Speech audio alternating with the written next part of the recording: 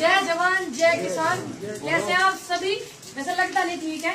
आज मैं आई हुई हूँ विधानसभा दादरी में बोड़ाकी में B.2 में किसानों का अनिश्चितकालीन धरना चल रहा। इनकी हालत देख के आप समझ सकते हैं कि ये ठीक नहीं है। ठीक इतना प्रताड़ित कर दो लोगों को कि वो जिंदा रहने को ही विकास समझे। ये नीति पे चल रही है सरकार। ऐसी ही समस्या हम लोग आए हुए थे धरातल से जुड़ने के लिए, लोगों की समस्या सुनने के लिए कि चले बॉर्डर से हट करके कुछ गांव में जा करके देख सके कि क्या हो रहा है। तो यहाँ गांव में आए हुए हैं बोड़ाकी में, तो बड़ी गहरी समस्या है इनकी बहुत ज्यादा, जिससे कि आपने देखा जैसे सरकार मुआवजे नहीं दे रही है लोगों को, जमीन के मुआवजे नहीं दे रही, घर तोड़ रही है। तो उसी पीड़ित ये सभी लोग इधर माता बहने मेरी बैठी की जाती ताई सारी की सारी ये भी बड़ी दुखी है, बेघर है। आज देखिए भारत में रहते हैं, भारत देश लोकतांत्रिक देश, आजाद देश है, ऐसा सुनते थे। अब तो सुनने को भी नहीं मिलता क्योंकि हालात बड़े बेकाबू है। तो किसी समस्या से ये लोग जूझ रहे हैं। ये हमारे फौजी भाई हैं, सुनील फौजी भाई, और हमारे चाचा जी हैं जयवीर ताऊ जी। तो ये बताएंगे अपनी समस्या, और इनकी जो समस्या है सबसे पहले मैं बता दूं बहुत ज्यादा गंभीर है, घर नहीं है जी। तो आप ज्यादा से ज्यादा इस वीडियो को शेयर करें ताकि इनकी समस्या को मुख्यमंत्री जी सुन सके, एसी में से निकल के देख सके वे कि कहाँ समस्या उत्तर प्रदेश में। और ये बड़े बड़े वादे हो रहे हैं, कह रहे हैं कि खुशहाल है उत्तर प्रदेश की जनता, बड़ी खुश है। तो इसको इतना शेयर करना ताकि इसको मुख्यमंत्री जी देख सके। आपकी जो समस्या भैया, मेरे पेज से काफी लोग जुड़े हुए हैं, किसानों को बड़ा समर्थन करते हैं, मजदूरों को करते हैं। तो आप अपनी समस्या को बताइए, मुझे पूरा भरोसा है ये जैसे सभी को सहयोग करते हैं आपको भी करेंगे। मेरा नाम सुनील फौजी, जय जवान जय किसान ऊर्जा संगठन से मैं हूँ। हम किसान जो कि यहाँ पर ग्रेटर नोएडा के बोड़ाकी गांव में धरनारत हैं, ये बहुत बड़ी समस्या है। DFCC dedicated freight corridor India limited, जो कि 3 बहुत बड़े प्रोजेक्ट बना रहा है, जिसमें से eastern dedicated freight corridor, western freight corridor और दिल्ली मुंबई इंडस्ट्रियल कॉरिडोर, तीनों कॉरिडोर का जंक्शन यहाँ बोड़ाकी गांव में बन रहा है। और इसके लिए लॉजिस्टिक हब और तमाम परियोजनाओं के लिए जमीन ली जा रही है। हमारे यहाँ पर लगभग 100 गांव प्रभावित होने जा रहे हैं। 20 गांव ग्रेटर नोएडा क्षेत्र के हैं और 20 गांव दादरी के अगली कड़ी में जो लिए जाने हैं जिला गौतमबुद्ध नगर के हैं। इसी तरह से 60 गांव बुलंदशहर जिले के। इस परियोजना में नए भूमि अधिग्रहण कानून के हिसाब से हम सभी की मांग लगातार चली आ रही है कि यदि देश के विकास के लिए ये योजना जरूरी है तो जो कानून देश में बना हुआ है उसका लाभ हमें मिलना चाहिए। जहां पर योजनाएं पूर्व में यहाँ तय हो गया था ग्रेटर नोएडा में कि जो बोड़ाकी गांव में रेलवे लाइन निकलेगी वो बाहर से निकलेगी ताकि गांव को ना तोड़ा जाए।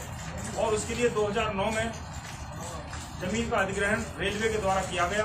उसका मुआवजा भी किसानों ने ले लिया था। जब किसानों को ये क्लियर हो गया कि अब तो उनकी जो आबादी के नज़दीक की ज़मीन थी जिसमें वो मकान भविष्य में बनाते, वो ज़मीन जा रही है, अब उसका वहाँ पर वो मकान नहीं बना पाएंगे, तो उन्होंने अपने इन्हीं पुराने जो मकान थे इन्हीं को तोड़ करके इनको ठीक ढंग से बनाया। कुछ ऐसे मकान हैं जो अभी भी पुराने भी हैं, लेकिन साथ साथ में उन्होंने जो खाली स्थान था उस पर नए मकान बना लिए हैं। ये कई किसान ऐसे भी हैं जिनके करोड़ों रुपए तक यहाँ पर लगे हुए हैं। योजना क्लियर थी कि बाहर से जानी थी लाइन, लेकिन अभी प्राधिकरण ने गलत रिपोर्ट दे करके रेलवे को कि अंदर हमारी किसानों से बात हो गई है और हम सब मकान हटवा देंगे और यहाँ से दोबारा से अधिग्रहण की प्रक्रिया शुरू कर दी है। और अलाइनमेंट को चेंज किया जा रहा है। जो 2009 में जमीन जो ली गई थी जहाँ से रेलवे लाइन निकल रही थी उसको वहाँ से निकाल करके जो मकान बन गए हैं फाइनली अब उनमें से निकाला जा रहा है, जिससे कि सारे मकान रडार पर आ गए, तोड़ने की कगार पर आ गए हैं। और ऐसी स्थिति में सभी के सामने जीवन का संकट आ गया है। कुछ किसानों की स्थिति ऐसी है कि वो पुश्तैनी आबादियों में रहते आ रहे थे बहुत लंबे समय से, 40-50 सालों से उनके मकान उसमें बने हुए हैं, रहते आ रहे हैं, लेकिन गलत रिपोर्ट पटवारी ने लगाई, कानूनगो ने लगवाई, जो भी तहसीलदार हैं उन्होंने लगाई। उसके बावजूद उस जमीन को, जो पुश्तैनी जमीन थी, उसको LMC घोषित कर दिया गया, जो कि सरकारी जमीन मानी जाती है।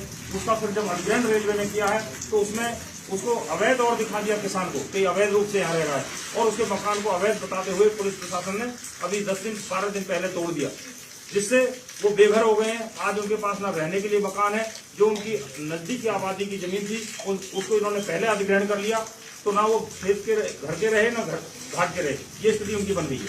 तो ऐसी स्थिति में हम बिल्कुल बहुत ही ज्यादा पीड़ा में, हमारे संगठन इसमें आवाज उठा रहा है। तो हमारे बीच में किसान नेता जो कि पूरे देश में जिनका नाम है हमारे बीच में आई हैं, इनके माध्यम से हम यही कहना चाहते हैं, उनके पेज पे आज ये हमारी बात हमें रखने का मौका मिला। हमारा सौभाग्य है कि किसानों की आवाज़ ये बुलंद होनी चाहिए। और जिस तरह से जो प्रशासन यहाँ पर पीड़ा हमें दे रहा है, अभी चेतावनी दी है उन्होंने कि 1 सप्ताह में जो बचे हुए बाकी मकान इनको तोड़ देंगे, जबकि इसमें कुछ किसानों ने जो हाईकोर्ट से स्टे ले रखा था, स्टे के बाद फाइनल सुनवाई हुई है और फैसला सुरक्षित रख लिया गया है। अभी फैसला भी नहीं आया है, उससे पहले फरमान जारी किया जा रहा है कि हम 1 सप्ताह में मकान तोड़ देंगे। इसका मतलब प्रशासन क्या कोर्ट से भी बड़ा है? कुछ किसान ऐसे हैं जिनका सुप्रीम कोर्ट में केस चल रहा है, 23 तारीख को उनकी सुनवाई होने जा रही है। हम बार बार गुहार लगा रहे हैं कि हमारे जीवन का संकट है, हमारे भविष्य का मामला है, हमारे बच्चों के लिए संकट हो जाएगा, हमारे रहने की समस्या आ जाएगी। तो कम से कम जो हाईकोर्ट और सुप्रीम कोर्ट के फैसले हैं उनको आने दिया जाए। उसके बाद जो भी निर्णय होगा, अलाइनमेंट कहाँ होगा, वैसे ये हमारी मांग लगातार है कि जहां से अधिग्रहण हुआ था 2009 में, वहीं से रेलवे लाइन को निकाला जाए ताकि हमारे सभी के मकान यहाँ पर बच सकें। इस बात को लेकर के हम यहाँ पर किसान एकता जिंदाबाद, किसान एकता जिंदाबाद, किसान एकता जिंदाबाद। देखिए, जितनी समस्या बताई बड़े भाई ने बहुत ज्यादा गंभीर है।